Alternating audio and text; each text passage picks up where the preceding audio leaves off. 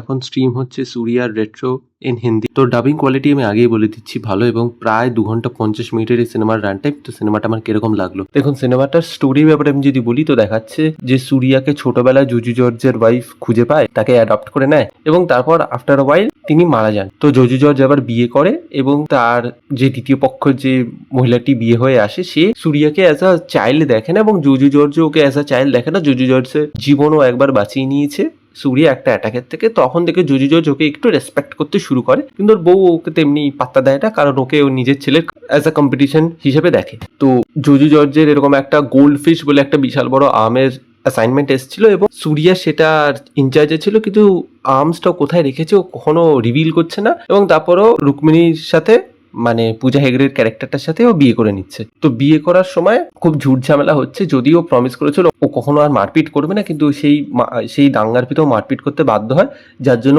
ও চলে যায় জেলে, এবং পূজা হেগড়ে চলে যায় অন্য একটা আইল্যান্ডে। তো জেল থেকে সে পালিয়ে যায় সুরিয়া, এবং ও আইল্যান্ডে যায়, এবং আইল্যান্ডে গিয়ে ও জানতে পারে ওখানে একটা ইললিগাল ফাইট চলছে, এবং আইল্যান্ডে হচ্ছে ওর আসল বাড়ি, সেখানে ওর বাবা মা রয়েছে।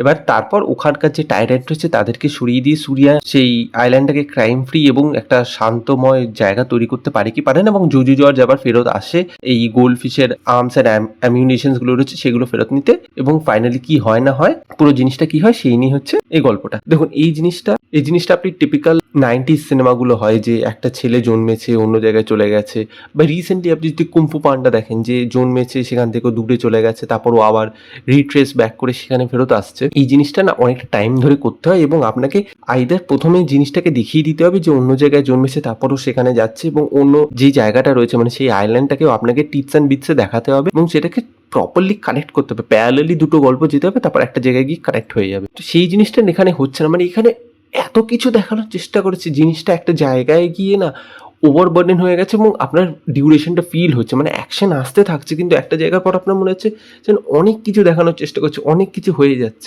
জিনিসটা একটু জারিং হয়ে যাচ্ছে, একটু ওভারবার্ডেনিং হয়ে যাচ্ছে। আমি বলতে পারি this is a movie which needed 2 parts. এটাকে যদি 2 পার্টে করতো তাহলে আইদার ভালো হতো, বা জুজু জর্জের যে পার্টটা রয়েছে সেটাকে একটু কম দেখি, আইল্যান্ডের পার্টটা তাড়াতাড়ি যদি মুভ করে যেতে পারতো, তাহলে সিনেমাটা আরেকটু বেশি পিসি লাগতো, আরেকটু বেশি ইন্টারেস্ট হোল্ড করতে পারতো। দেখুন সিনেমাটার পজিটিভ দিকে প্রথম যেই ওপেনিং শটটা রয়েছে, যেখানে 15 মিনিটের একটা লম্বা ফাইট সিকোয়েন্স রয়েছে, সেটা দুর্ধর্ষ। সিনেমাটোগ্রাফি খুব ভালো, কিছু কিছু জায়গায় আপনার ডার্ক হিউমার রয়েছে, কিছু কিছু জায়গায় আপনার অ্যাকশন সেট পিসেস রয়েছে, যেভাবে অ্যাকশনটাকে হ্যান্ডেল করেছে, বিভিন্ন ক্যারেক্টার রয়েছে, বিভিন্ন ক্যারেক্টার বিভিন্ন রকমের। সেই আইল্যান্ডের যখন সেন্ট্রাল ক্যারেক্টার্সগুলোকে দেখাচ্ছে, ওখানে স্মাগলিং হচ্ছে, ওখানে নাসারের ক্যারেক্টারটা, নাসারের ছেলের ক্যারেক্টারটা, সেই ক্যারেক্টারটা যথেষ্ট কালারফুল। জুজু জর্জের ক্যারেক্টারটা খুব কালারফুল, জুজু জর্জের হাত কাটা যাচ্ছে, সেখানেও থ্যানোসের মতন একটা ব্যাপার চলে আসছে, সেইগুলো খুব কালারফুল, সেইগুলো এলিমেন্টসগুলো খুব কালারফুল। এলিমেন্টসগুলোকে ওয়েল ইউটিলাইজড করতে পারেনি, সেইখানে আবার একটু বোরিং লেগেছে, যে এত বেশি এলিমেন্টস রয়েছে সেইগুলোকে প্রপারলি স্পেস দিয়ে আপনাকে যে ইন্টারেস্ট হোল্ড করবে। এবং একটা পয়েন্টের পর জুজু জর্জের ক্যারেক্টারটা লম্বা টাইমের জন্য অ্যাবসেন্ট, নাসারের ক্যারেক্টারটা লম্বা টাইমের জন্য অ্যাবসেন্ট, হঠাৎ করে একটা ফাইটিং রিং শুরু হয়ে গেল, আইল্যান্ডে গিয়েও জানতে পারছে যে ওখানে লোকজন মারপিট করে, কেন করে, কি জন্য করে, সেই জিনিসগুলোকে আপনাকে একটু প্রপারলি দেখাতে হতো। এইরকম গল্প না আমরা কমিক বুকে দেখি, বা ওই যেরকম বললাম কুম্ফু পান্ডা 2-3 ধরে যে জিনিসটাকে ওরা তৈরি করেছিল, সেই জিনিসগুলো ওরকম থ্রু আউট আপনাকে দেখিয়ে হিন্টস দেখিয়ে যেতে হতো। আপনি হঠাৎ করে যেহেতু সুরিয়ার ব্যাক স্টোরিটাকে দেখাচ্ছেন এবং সেটার সাথে ওখানে একটা প্রফেসি অ্যাড করছেন, সেই জন্য একটু জারিং লেগেছিল।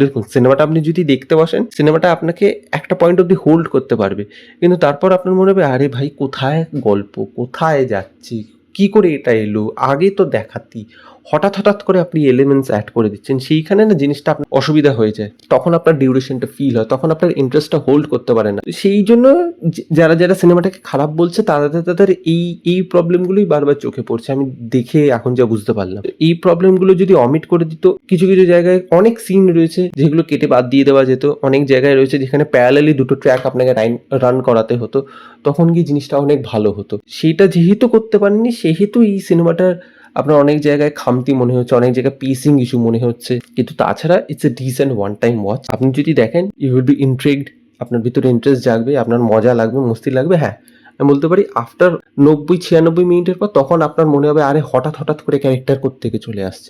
তাছাড়া ইটস আ গুড ওয়াচ, মানে কার্তিক সুব্বরাজ যেরকম সিনেমা বানায় তার থেকে একটু খাটো গ্রেডের বানিয়েছে, বাট আমি বলবো না এটা জিগার ঠান্ডা বা জিগার ঠান্ডা এক্সেলের মতন হয়েছে, বাট জাগামে থান্ডিরামের মতনও হয়ে যায়নি, মিডল অফ দ্য রোডে একটা ডিসেন্ট মুভি বলতে পারি, এক্সট্রাঅর্ডিনারি কিছু না, decent movie which will entertain you to some certain extent.